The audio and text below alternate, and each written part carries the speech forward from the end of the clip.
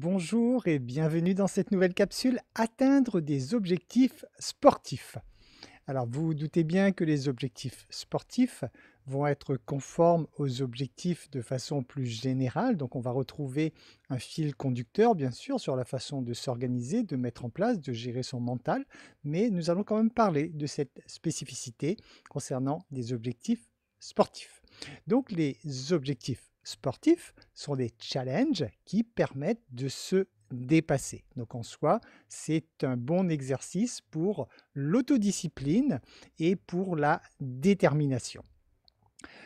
C'est un bon entraînement autant pour le corps physique, mais surtout pour le mental. Alors, comment faire pour atteindre des objectifs sportifs? Tout d'abord, ayez une bonne organisation de votre programme sportif. Tracez vraiment une feuille de route exactement comme lorsque vous faites des objectifs de vie tout simplement. Prévoyez des étapes progressives qui soient mesurables et réalisables surtout.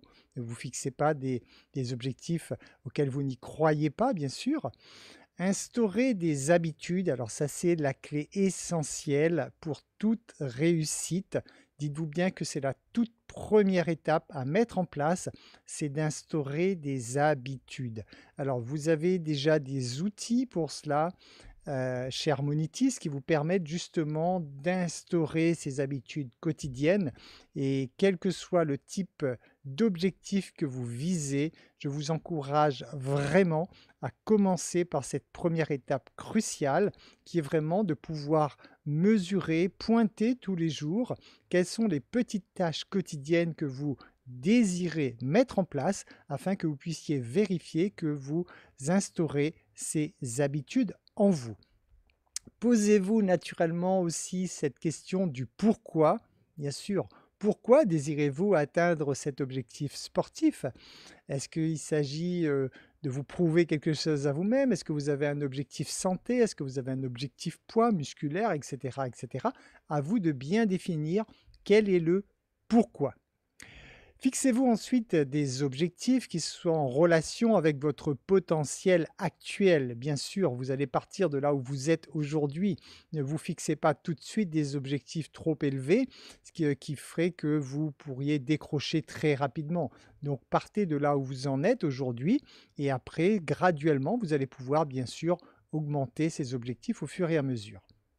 Alors, il y a un site que je vous recommande de consulter, c'est irbms.com, c'est l'Institut de recherche pour le bien-être, la médecine et la santé. Donc il y a beaucoup d'informations sur ce site, je vous recommande d'y aller. Entre autres, sur ce site, on vous recommande des bases justement pour pouvoir atteindre vos objectifs. Il vous conseille donc à ce que vos objectifs soient difficiles. Alors ça ressemble un petit peu aux objectifs à la technique SMART, pour le principe SMART en tout cas, mais c'est un petit peu adapté au sport. En fait, vos exercices, vos objectifs devraient être difficiles, mais réalistes. C'est-à-dire que ça devrait exiger un effort conscient de vous, bien sûr, sinon vous n'allez pas travailler votre corps, si vous ne faites pas un dépassement de vous-même, mais il faut qu'il soit quand même réaliste pour que vous puissiez y croire. Ces objectifs doivent être établis à court, moyen et long terme. Ces objectifs, vous devez les consigner par écrit, donc formaliser par écrit ces objectifs. Vous devez les fixer bien sûr de façon positive, vous le savez toujours, hein, donc fixez-vous toujours des objectifs positifs, puisque de toute façon, si vous vous fixez un objectif en utilisant une négation, bah, automatiquement, vous ne serez pas en phase avec votre inconscient. Ces objectifs de performance, fixez-vous des objectifs de performance et de processus, en fait, hein, visez des performances et des processus, mais pas seulement de résultats. Sinon, vous risqueriez d'être comme dans la vie courante, je dirais, pour les autres types d'objectifs. Vous risquez de vous attacher à un résultat et à ce moment-là, vous aurez toujours cette frustration que ce résultat n'arrive jamais et vous le maintiendrez toujours éloigné de vous. Établissez un programme semaine après semaine, donc vraiment à l'avance. C'est à vous de planifier vraiment correctement votre plan d'entraînement semaine après semaine. Trouver du plaisir dans ce que vous faites et oui, bien sûr, toujours, hein, puisque vous savez bien que si vous ne retirez pas de plaisir dans ce que vous faites, vous allez vibrer de la frustration et vous allez donc vibrer des énergies négatives qui vont, faire que vous allez vous-même vous créer des substances négatives dans votre corps et en fait, vous aurez l'effet inverse. Soit vous n'aurez pas du tout de résultats, soit vous aurez des résultats opposés à ce que vous recherchez, c'est-à-dire le bien-être lorsque vous, ne retirez pas de plaisir dans ce que vous faites. Donc trouvez-vous vraiment une possibilité à travers vos objectifs sportifs de vraiment retirer du plaisir à chaque fois que vous vous entraînez, à chaque fois que vous faites vos, votre entraînement, oui, mais également lorsque vous faites des compétitions ou autre, si jamais vous faites des compétitions.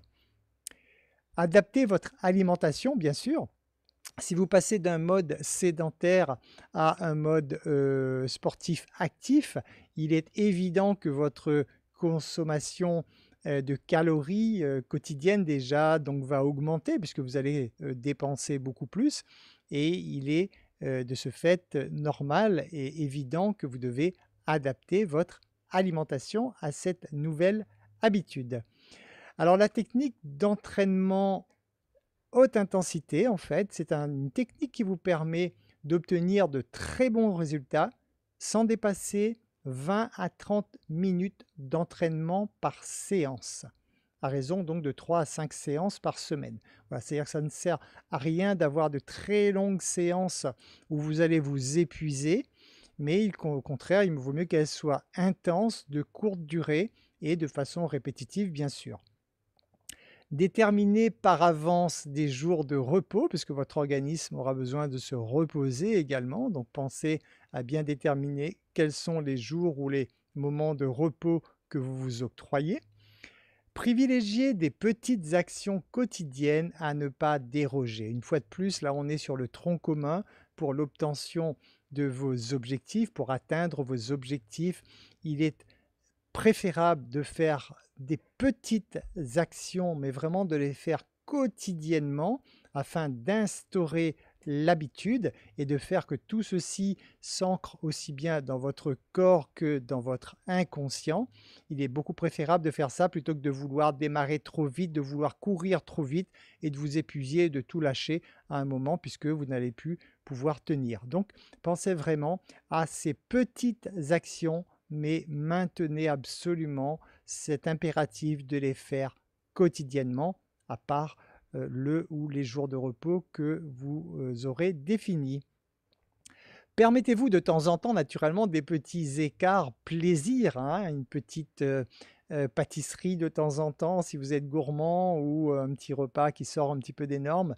Bien sûr, hein, faites-vous plaisir parce que à ce moment-là, vous savez que vu le sport que vous allez faire à côté, vous allez pouvoir l'éliminer facilement et comme un moment plaisir est un moment qui fait du bien donc à votre corps dans le sens que à travers vos glandes endocriniennes, vous allez fabriquer de belles substances pour votre corps. Donc, c'est-à-dire ces substances vont de toute façon vous permettre de vous sentir bien. Alors, quelques exemples. Par exemple, si vous envisagez de faire des courses de longue durée, ce que je vous recommande, c'est d'établir un plan pour le mental, parce que ça, à ce moment-là, bien sûr qu'il va vous falloir de l'entraînement, mais vous le savez, ce qui va lâcher le plus souvent, c'est le mental. Et à ce moment-là, pour pouvoir tenir dans le cas d'épreuves de longue durée, de courses de longue durée en tout cas, pensez à euh, sectionner l'épreuve en étapes, parce que de toute façon, si elles sont longues, généralement, il y a des étapes intermédiaires. Et sur chaque étape, prévoyez à l'avance un plan sur lequel vous allez positionner, focaliser vos pensées. Alors je m'explique. Admettons que sur votre course de longue durée, vous ayez 10 étapes, ben vous allez devoir trouver 10 idées de focalisation, une par étape. C'est-à-dire que lorsque vous êtes en train de courir votre première étape, par exemple, vous pourriez vous focaliser sur vos prochaines vacances. L'autre étape sur un projet à faire dans votre maison, etc., etc. À vous de choisir les thématiques. Mais ce qui est important, c'est que à ce moment-là, même si vous avez un objectif de temps, bien sûr, mais à ce moment-là, vos pensées devraient être focalisées sur un projet concret, précis et non pas sur la course en elle-même. Ensuite, s'il s'agit d'entraînement, donc il ne s'agit pas d'un projet de course de longue durée, mais juste d'entraînement tout simplement, bah, pensez à pouvoir mesurer votre évolution. Bien sûr, ayez toujours, hein, s'il s'agit d'un objectif santé, peut-être mesurer régulièrement votre indice de masse graisseuse, par exemple.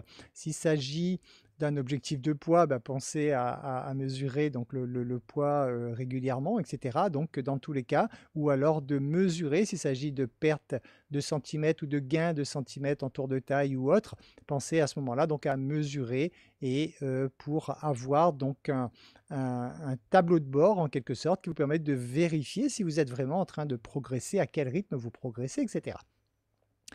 Partez toujours de là où vous en êtes aujourd'hui, dans le moment présent et instaurez d'abord l'habitude à ce niveau.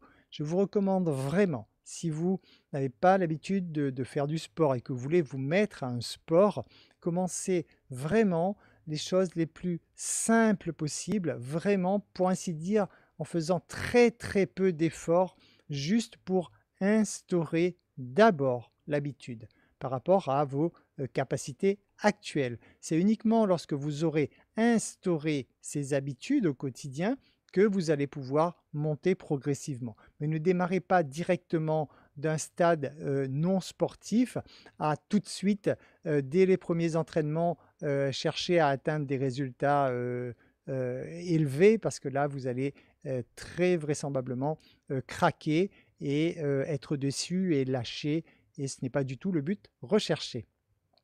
Une fois que l'habitude donc sera instaurée, ce sera à vous donc de monter graduellement par rapport à votre plan d'action, par rapport au programme que vous aurez mis en place. Alors il y a 3 outils à utiliser pour l'atteinte de vos objectifs sportifs. Il y a tout d'abord la visualisation. Vous savez que la visualisation vous permet de créer des images mentales au niveau donc de votre inconscient, d'abord dans votre cerveau bien sûr, dans le cortex occipital, mais également dans votre inconscient. Donc cette visualisation est importante puisque vous le savez, à travers le principe de la loi de l'attraction, vous pourrez tout réaliser à partir du moment où vous partez d'une pensée claire. Donc la visualisation va vous servir effectivement à visualiser votre objectif atteint. Une fois de plus, la visualisation doit servir non pas à visualiser les étapes intermédiaires, mais à visualiser l'objectif une fois atteint. Le deuxième outil, c'est l'ancrage, c'est-à-dire qu'à chaque fois que vous allez faire des entraînements où vous allez vous sentir avec une pêche vraiment hors norme, j'ai envie de dire, où vraiment vous vous sentez plein d'énergie, dans ces moments-là, pensez à ancrer ces sensations présentes dans un geste quelconque. Un ancrage peut être de vous pincer le petit doigt par exemple ou de croiser des doigts. Faites un ancrage avec des gestes en tout cas inhabituels. Des champions de tennis par exemple ancrent leur puissance dans un geste où ils vont taper la raquette sur leur basket par exemple ou des choses comme ça, qu'importe. Donc c'est à vous d'ancrer ces moments où vous êtes vraiment avec une belle énergie pour que vous puissiez, lorsque vous en avez besoin, ramener cette belle énergie en vous en refaisant votre geste d'ancrage. Utilisez également les affirmations, bien sûr, les affirmations quotidiennes, hein, pour, une fois de plus, formater votre inconscient pour vous aider à atteindre ces objectifs. Alors, je vous mets au niveau du post, donc dans le groupe, je vous mets des liens qui pourraient vous être utiles. Ce sont des calculateurs qui peuvent être pratiques. Vous avez un calculateur de calories, par exemple. Vous avez un calcul pour l'indice de masse corporelle, l'IMC. Vous avez un calculateur également pour la masse grasse et vous avez un calculateur de poids idéal qui va pouvoir donc définir par rapport à votre taille, votre poids, vos activités, etc. Donc, je vous laisse découvrir tous ces outils s'ils peuvent vous être utiles. Je vous remercie pour votre attention. Je vous dis à très bientôt dans une nouvelle capsule.